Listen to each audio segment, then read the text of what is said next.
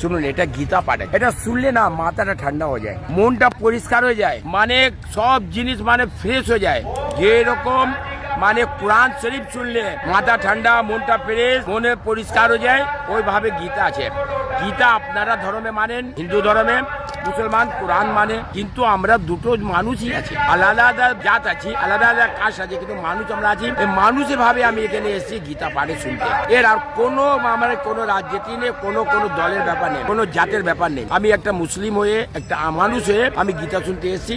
এটা আমার ভালো লাগলো, আমি এসেছি। আপনার এখানে এসে আপনি হিন্দুদেরকে কি বার্তা দেবেন? হিন্দুদেরকে বার্তা দিচ্ছি যে আপনারা এবার দেখুন যে অবস্থা আছে আমাদের রাজ্যতে, এটা রাজনীতি বলছি আমি, কিছুটা তো বলতেই হবে, কেন যে রাস্তা যে বার্তা আমি দিচ্ছি মুসলমান আর হিন্দু ভাইকে, যে আপনারা দেখুন এইভাবে যদি রাজনীতি হয়, এই মুখ্যমন্ত্রী রাজনীতি করছে, আমাদের পুরো হিন্দুস্তানে কোনো জায়গায় এরকম নেই, শুধু এইখানে শুধু হিন্দুকে বাইকাট করছে। যদি হিন্দু ভাইকে যদি সমর্থন দিত, হিন্দু ভাইকে যদি মানুষ ভাবতো, যাদের প্রতিমাকে যদি না ভাঙতো, প্রতিমা চোর মতো না নিয়ে যেত, তাহলে আমি ভাবতাম না মানুষ ভালো আছে। মুখ্যমন্ত্রীর ভালো মেয়ে নেই, ভালো মেয়ে থাকতে সম্মান করা উচিত। আজকে নিমন্ত্রণ দিয়েছেন উনি, কিন্তু আসেনি। কালকে কার্তিক মালার সঙ্গে আমরা মিডিয়া হয়েছিল, কার্তিক মালাজকে মিডিয়া বললো যে আপনি নিমন্ত্রণ দিয়েছে, বলে আমি দিয়েছি, কিন্তু আসতে পারে না আসতে পারে, কিন্তু বলুন আজকে আসার উচিত ছিল।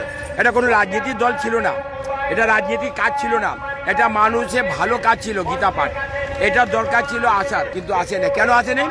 এটা রাজনীতি জানে। কালকে ব্ল্যাক দিন মানালো কোথায়? 6 ডিসেম্বরে। ঠিক আছে, যখন এই ঘটনাটা হয়েছে তখন তো আপনার মুখে তালা ছিল। এখন আপনার প্রত্যেক বছর দেখাচ্ছেন মুসলমানদেরকে যে আমি 6 ডিসেম্বরে আমি এটা মুখ করছি, কিন্তু এটা রাজনীতি ঠিক নেই। এখানে রাজনীতি হচ্ছে না, এখানে গীতা পাঠ হচ্ছে, রাজনীতি হচ্ছে না। যেরকম কোরআন শরীফ আমাদের মসজিদে ঘরে হয়, এখানে একটা গীতা পাঠ করেছে 5 লক্ষ, আমি তো দেখলাম 5 লক্ষ থেকে বেশি লোক আছে, কিন্তু এটা রাজনীতি নেই। এটা রাজনীতি যদি ভাবে মুখ্যমন্ত্রী, তাহলে বিকার, এটা আমি বলে দিচ্ছি।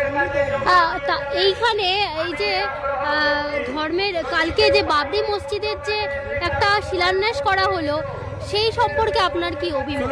ওটা বাবরি মসজিদ শিলান্যাস করেছে, ঠিক আছে, কিন্তু সেই নাম দিয়ে কেন করবে, সেই ডেটে কেন করবে?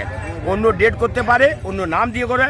এখন বলুন 92-তে এই ঘটনাটা হয়েছে, 1992-তে এই ঘটনাটা হয়েছে, তখন এই না আর কানে তেল দেওয়া ছিল নাকি? চোখটা কি বন্ধ করে দিয়েছিল? তখন জ্ঞান ছিল না নাকি? তখন কি বাচ্চা ছিল?